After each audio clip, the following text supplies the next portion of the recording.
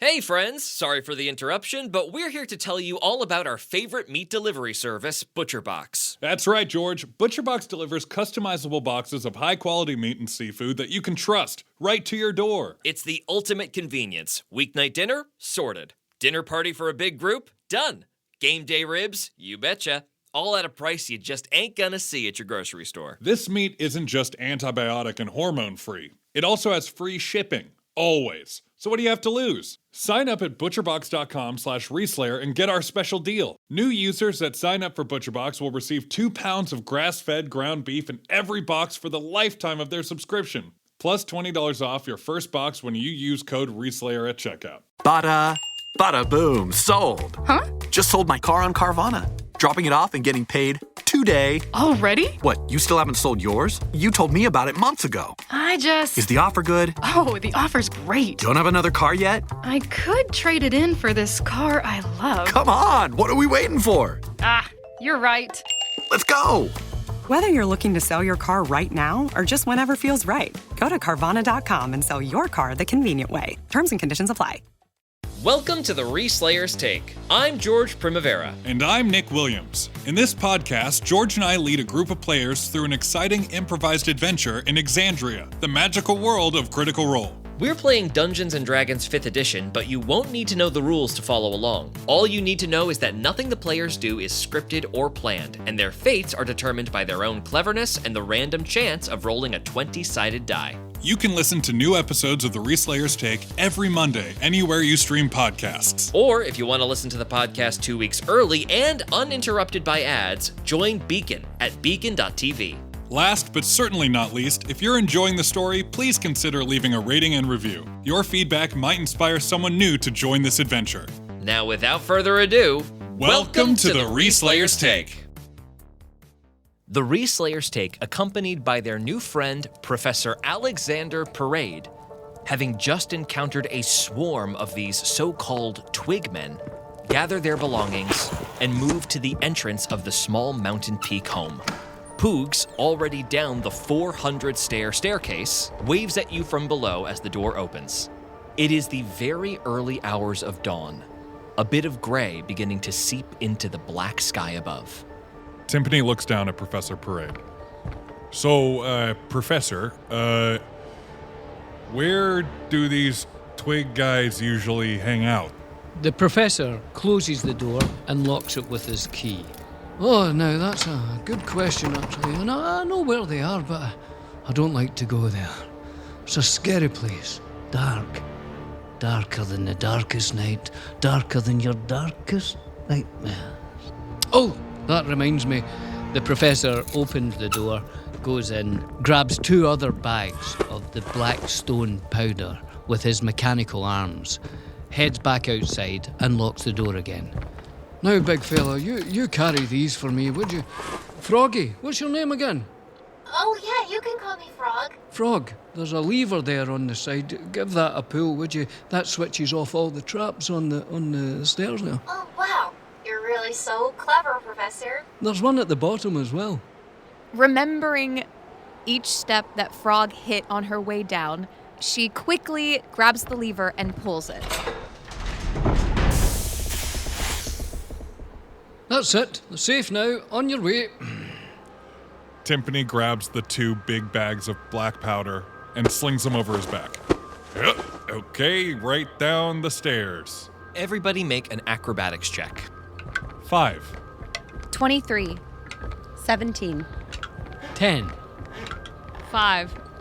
Everyone very carefully makes their way down the stairs. Timpani and Farah just barely saving themselves from an absolutely devastating fall, meeting the difficulty required exactly.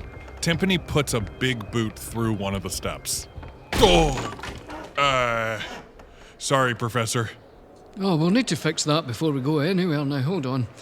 The professor goes into his little bag he has over his shoulder and picks out a hammer, screwdriver, and a small piece of wood. Oh, now, if you could just hold that at one end there, big fella. Just give that a little... That won't take long. It's nothing. Oh, big boots you've got. Big feet. Oh, my God, I've never seen anything like it. What size is that, would you say? 17? A 17, that's amazing. I'm only a size 9. And I thought I had big feet. Oh, the family used to always say to me, what big feet you've got. I'd take you to the house and I'd say, look at this guy's feet. Oh, that's it. That's it fixed. That's nothing to it. Look, you wouldn't believe the things I've made. That was easy.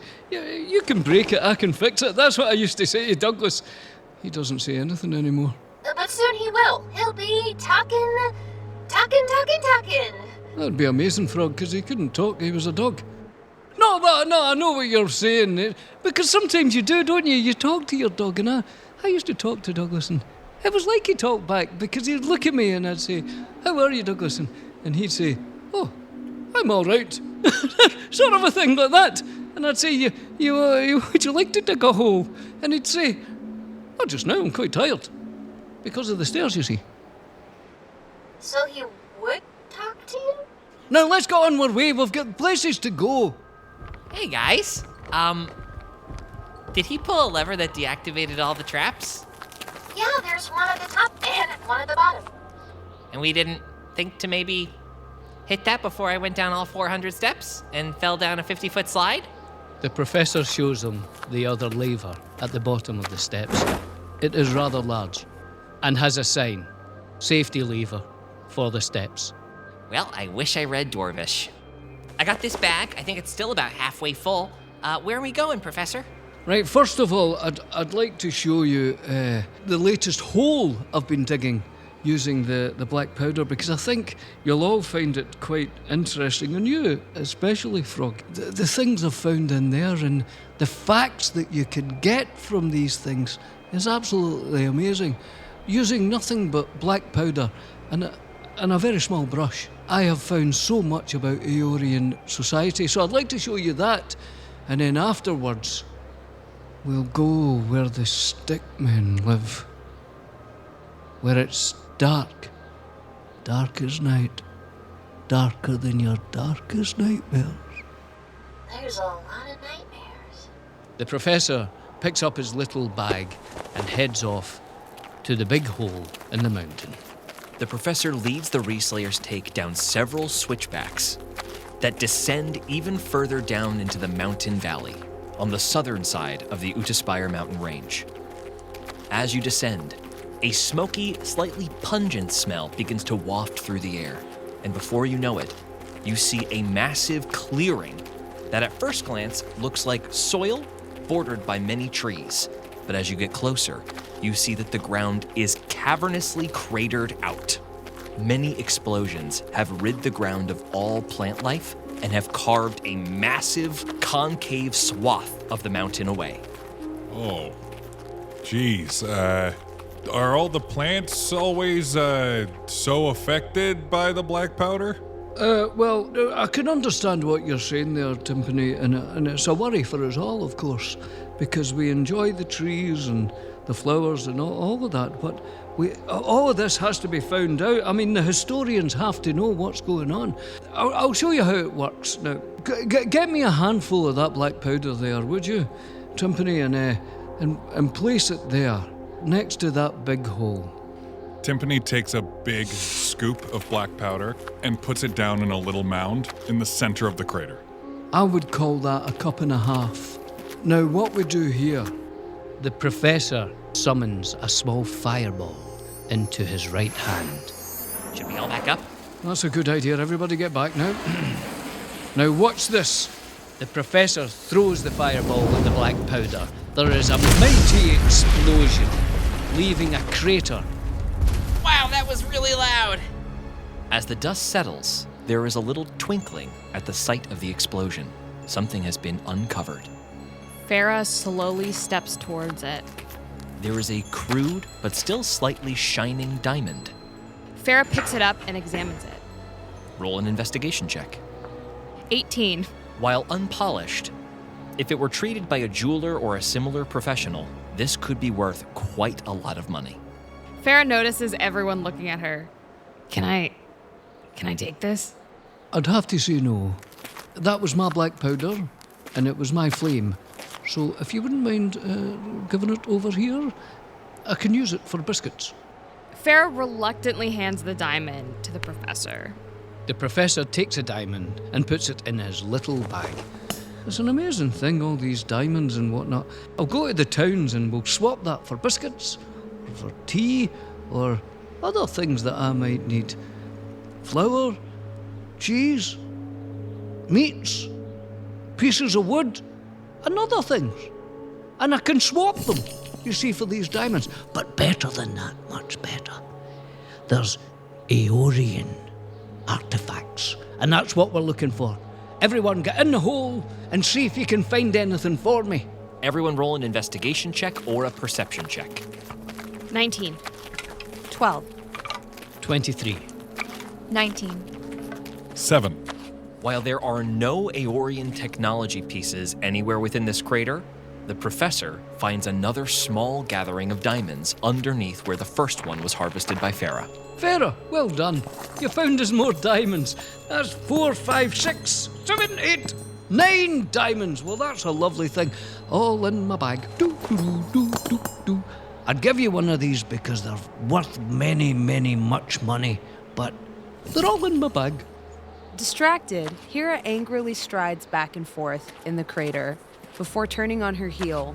So, these people in the town, they give you, I'm assuming, a lot of biscuits, a lot of food for 1 diamond, right? Well, say for a diamond about this size. The professor pulls out a diamond about the size of a seedless grape. I'd maybe get 4 or 5 biscuits for this. A shudder goes up Hira's back, from her hooves to her horns. That's wonderful. And where is this town? Well, it's quite far away. I don't go unless I have to, you know. I've got too much to do here with Aeorian historian business. So, I just go whenever but it's quite far. I would say 4 or 5 miles the opposite way. Thank you. I'll just visit the grocer there for you, on your behalf. And what will you do, Hira? Just have a nice little chat with them. I've noticed there's very few things that can't be solved with a little chat. Everybody make a perception check. Dirty 20. Nat 1. 16?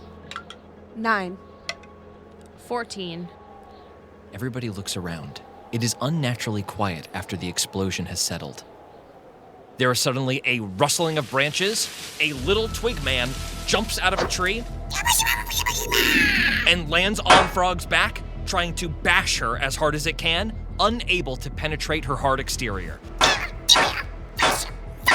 Hey! What did I say about your language? Frog goes to grab it off her back.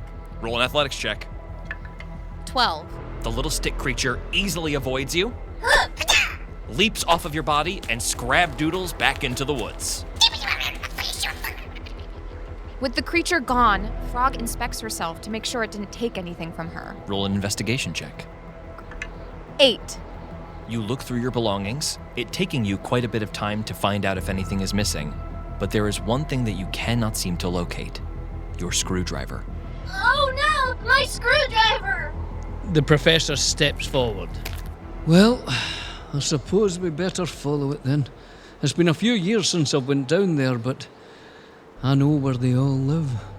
It's dark. Dark as night. Dark as your darkest night. Yep. Well, Professor, when you blasted that big wooden creature with your fire, it really seemed to take offense to that. Maybe we can use your special powder to blast them all away. I'm sorry. I'm starting to get a bit of a clearer picture now. We have creatures made of wood that are very angry at a sweet old man who is literally obliterating their home. Just from my personal experience, I've seen creatures made out of plants and stuff before. These don't feel normal. And from my identification, they do seem to be under some kind of curse, which maybe means that they're not actually bad. Someone's just using them.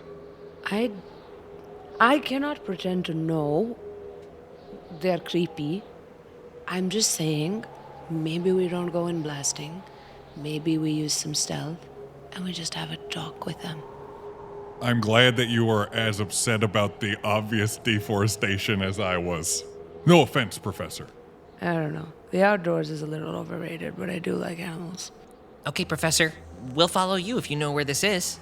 The professor picks up his little bag, now full of diamonds. Rightio, everyone. Now it's quite a walk, so I hope you've got your walking shoes on. And it's quite uneven ground, so watch yourselves as you're walking along. I'm used to it, you know. So come on then, follow me. The professor sets off. Let's get that screwdriver and also Douglas's heart.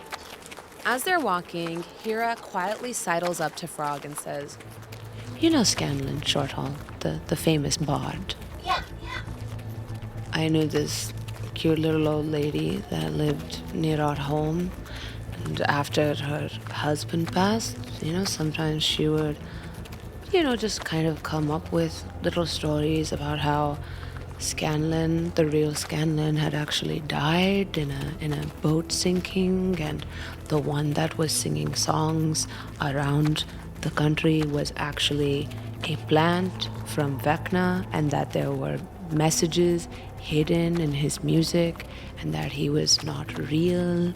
And the thing is that really her musings weren't hurting anybody, but they weren't real, right? So what I'm trying to say is that looking at the sketches and the notes around Grandpa's house, they look a little similar to the sorts of things she was doing. Oh. So you're saying that the ancient Aorians probably didn't have 9 eyes and probably didn't live for 4 million years? Probably not. But we can't just go tell him that, because it would hurt his feelings and make him very sad. And I wouldn't want to do that. We have to figure out a way to, maybe without telling him that his research is bad, just discourage him from blowing holes into all of the mountains. Yeah. And if he were better with his diamonds, they'd probably last him a long time. Probably enough to retire off of, and I'm going to work on that. I'm going to take a trip to the town. Oh, yeah, so you can talk to the grocer. Right. Talk. And now for a brief intermission.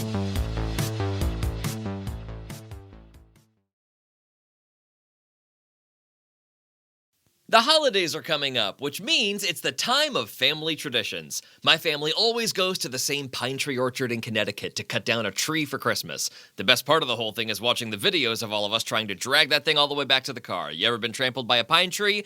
It's funnier in retrospect. And watching from the comfort of my living room on my Aura digital frame. Every Christmas morning, my family takes a photo in our matching plaid PJs in front of the fire. The people have changed a lot over the years, but it would be really cool to put them all together in one frame. An Aura digital picture frame is the perfect gift to share photos of your traditions with the people you love. Plus, you can preload your photos for a personalized and ready-to-go heartfelt present. This isn't the clunky digital picture frame from the early 2000s. No USB drives, no SD cards, no fuss.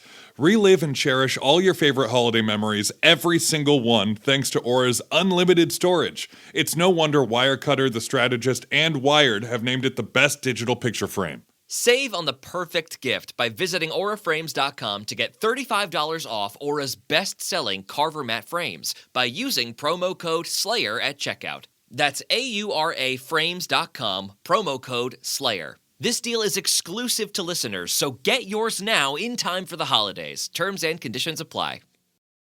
Ryan Reynolds here from Mint Mobile. With the price of just about everything going up during inflation, we thought we'd bring our prices down. So to help us, we brought in a reverse auctioneer, which is apparently a thing. Mint Mobile Unlimited Premium Wireless. How to get 30, 30, bit to get 30, bit to get 20, 20, 20, bit to get 20, 20, bit to get 15, 15, 15, 15, just $15 a month? Sold! Give it a try at mintmobile.com/switch. $45 upfront payment equivalent to $15 per month. New customers on first 3-month plan only. Taxes and fees extra. Speed slower above 40 gigabytes. See detail. Streaming December 12th on Peacock. Paris Hilton and Nicole Richie are back. That's hot. Loves it. For a show-stopping reunion that will prove putting on an opera is anything but simple.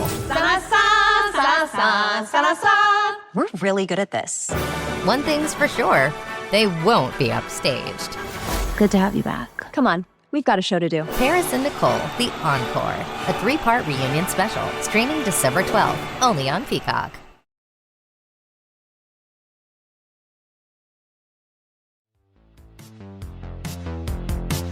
Now back to the show. Farah marches forward using her lit sword to light the way for the team. Hoogs stands a healthy distance away from Farah so as not to bring the black powder bag anywhere near the flame.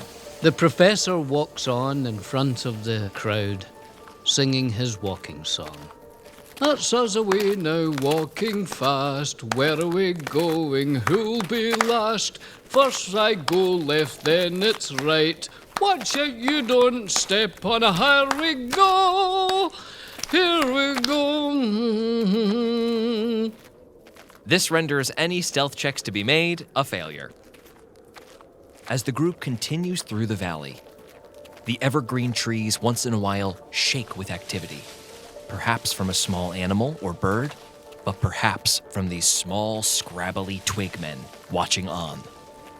Eventually, the trees begin to grow slightly more sparse, and a small hill in the middle of the valley becomes visible, at the top of which an austere, ancient-looking dead willow is perched.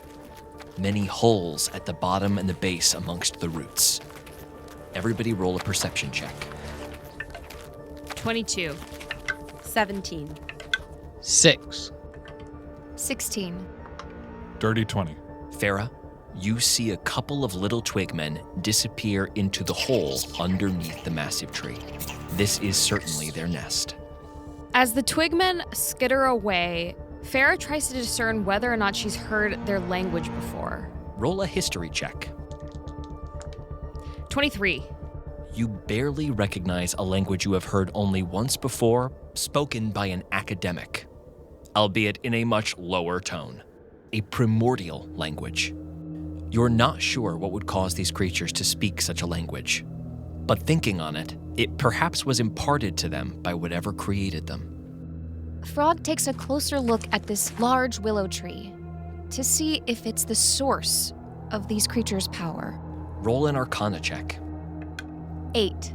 There is some sort of dark presence in the air, but you do not know where it is coming from. Only that a chill runs up your back metal plates. Ooh. A bit spooky out here, huh? Your spectral weapons remain completely inert. There are no ghosts here. So, do we want to go in? No, you don't want to go in, no. I've been here a few times, and the last time I was here, it didn't go well. No, you don't want to go in there. I'm getting a really bad feeling, guys. I don't think these creatures are normal. Or they don't belong here. Something's weird. Someone or something is cursing them. Timpani sidles up to the largest evergreen pine tree on the outskirts of the clearing, facing the hill with the nest. He reaches down into the snowy muck, pulls up a handful, and draws a face on the tree trunk, casting Speak with Plants. As the magic suffuses the trunk, the drawn face suddenly becomes a part of the actual fixture of the tree, and it breathes. Oh, hey there, Pine Tree. Could you tell us a little bit about this nest on the hill here? The nest on the hill. Yes, creatures of unnatural make, cursed by the denizen of the hovel. The hovel, you say? So somebody made these things? Yes, there was a witch of mottled blue skin, long greasy hair, and she would curse the forest if ever we plants disobeyed her will. She was defeated by a band of adventurers, but ever since they departed, those horrible punks crawl all over us, relieving us of our hard-earned needles, draining us of our saps. Farah tries to recall whether or not this history is familiar to her. Roll a history check. 16. Farah, the word hovel strikes a chord with you. You can safely assume that this was once the residence of some kind of hag, a user of dark magic, often of fey or fiendish origin. The party that defeated the witch. How many were there? Who were they? What do they look like? They were many strong. 7, give or take a few. Farah nods to the tome on Frog's back. Can we look it up? Oh. Frog unstraps the tome and opens it. Roll an investigation check with advantage. 19. Looking up the Utaspire mountain range, you do indeed find an entry for a night hag that was dispatched years ago. The notes in the margin detail a horrible witch that was torturing the denizens of the local forest and cursing the ground with some sort of horrific animation curse, bending the plants of the land to her will. There is one extra note at the bottom. Heartstone unrecovered. Frog shares this information with the party. Farah tries to recall what a heartstone is. Roll an Arcana check. 19. A heartstone is a hag tool to jump between planes. The ethereal plane. Where Heldwell is. Yeah. Who's Headwell? Oh, Professor, he's a bad guy. But do you remember any encounters with a hag? Or witch of this forest? Let me have a think now. I remember, yes, there was quite some time ago, I remember. Yes, there was. I think I dug up a stone once, that somebody came up the steps there, and then wanted that stone, and I swapped it. I remember, for a bag or something. What was that now?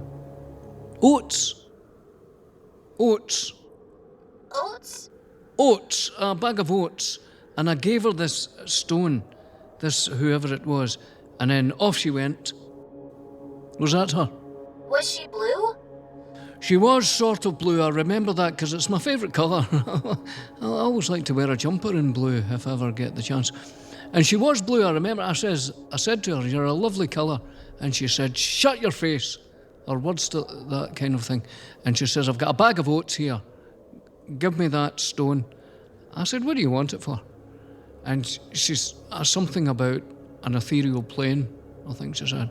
And then off she went, as I say. Remembering their encounter with Zella Blacktongue and what he had told them about his parentage, Hira asks Professor Parade, It just so happens we met another of your order, the Aeorian historians. It's a bit of a long shot, but did this blue woman, by chance have a boy with her? Oh, no. Well, hold on. Now that you're saying that, I don't get many visitors, as you know. And I remember it was many years ago, 30 years ago maybe. And she did come and... Oh! She did have a boy with her, yes! Now that I remember, you're a little fella. Annoying voice he had. I said to him, "Shut up, you. I'm trying to talk to your mother," or whoever this is. And she says, "Here's a lovely big bag of oats." And I remember at the time I was very hungry, and I thought to myself, I can't eat that stone, but it is lovely. And I've polished it up now. I said, "Take the stone then." And I took the oats, I remember, and I boiled them up for it must have been 10 or 15 minutes. And I put milk in it and some honey. I remember I had honey. How long will I remain thus? I'm so sorry. The spell lasts for like 10 minutes. Oh, carry on. I shall enjoy the night air. You were saying about your 10-minute oats? Oh, yeah, so it was honey. I remember because there was bees. I said to Douglas, I said, "Oh, if only you had a wee lapping tongue, I'd give you the last of this lovely porridge I've made."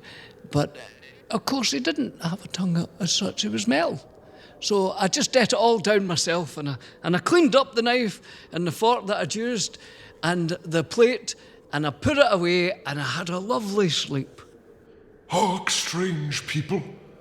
There is a rumbling within the ground that tickles mine roots. From atop the hill, just underneath the massive, dead-looking willow tree, a few of the little Twigmen seem to be observing you from afar. Farah smirks and beckons them over, taunting them to fight. Really brave of you to just stand there and chitter. Roll an intimidation check. 15. These little Twigmen disappear back into the hole. Cowards. Okay, what's the plan here? Are we gonna attack these guys? I feel really uncomfortable just standing at the base of this big scary tree. Not you, sir, ma'am. Tree, I'm sorry. I take no offense. Wait, I gotta get into that little burrow and go down into under the tree place where all the twig people are? I don't know if my big bazooki's gonna fit in there. Can we, hack up the tree to make the opening hole, bigger? Maybe we use some of that black powder. Ah, yes, now that would work a treat, but you'd have to get the amount just absolutely correct, because you don't want that tree coming down on your head. Oh, no, no, no. How much should we take? 3 handfuls. 3 handfuls? Are you talking about 3 me handfuls or 3 you handfuls? Timpani, we're always judging it on your hand from now on. 3 handfuls, which I see as 7 cups. It's absolutely perfect. A cup and a half blew a crater in the side of the mountain. This is not an exact science. 3 handfuls, if you could, sir. Put it at the base of that tree. Sneaky in. Quiet, Timpani. Very quiet. You got this, Timpani. Okay, guys, I'm gonna go do that, I guess. Quieter than that, please. Oh, okay, guys, I'm gonna go do this. Does that sound... Before I blindly put 3 timpanifuls of this black powder onto the tree, is that the plan we want to go with? Farah's already 15 feet away and still moving. Hira moves forward and gives Timpani an unlit candle. And as she does, she carefully and stealthily tries to take much of the powder off of the top of the pile. Roll a sleight of hand check. 17. Hira scoops about 2 cups of the black powder out of Timpani's hand, cutting the amount by 1/3. So, what I would do personally, I would light the candle and then move away. As the wax melts, the fire will go boom, and you will have time to maybe not die. Good luck. Okay, sounds like a plan. While the team works through this, Frog sidles up next to the talking tree. There's this concept I read about in a book of botany. And I'm just wondering if you can tell me what photosynthesis feels like. Ah, yes. The process by which I eat my yum-yums. Oh, eat your yum-yums. Yes, write that down. I have a question. Why are you all hiding behind my body? Timpani, roll a stealth check as you approach the massive willow tree. 16. Silently, Timpani is able to deposit the pile of black powder, sticks the candle in the pile, and then with a snap, he uses his druid craft to light it. He sprints back behind the tree. And when the sun is lit, my branches feel extended, like an energy is coursing through them, and...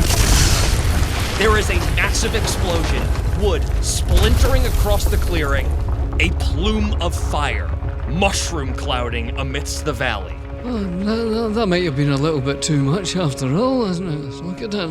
A tremendous crater is left atop the hill. There is silence, and then one little Twigman sticks its head up above the ridge. Another 2 Twigmen on either side of it.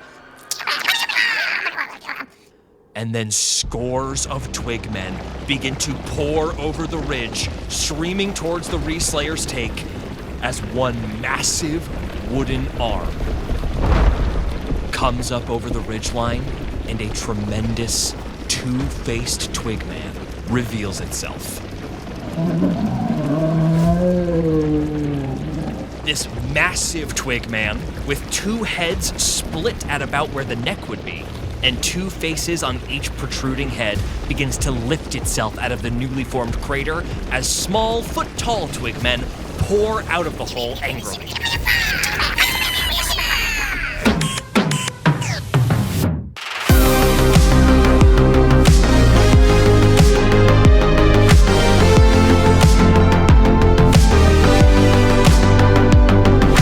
The Reslayer's Take is a Metapigeon production in partnership with and distributed by Critical Role Productions, developed in association with Hero Club. Game mastered and produced by George Primavera and Nick Williams, featuring Nick Williams as Timpani Guff, George Primavera as Poogs, Jasmine Bhullar as Hira Acneheart, Jasmine Chiong as Farah, and Caroline Lux as Frog, with special guest Billy Boyd as Professor Alexander Parade. Thanks for listening, and we'll see you next time. Watch out you don't step on a high. We go. Here we go. Everyone automatically fails their stealth checks. I think you gotta get that clean. You should be on mic, yeah.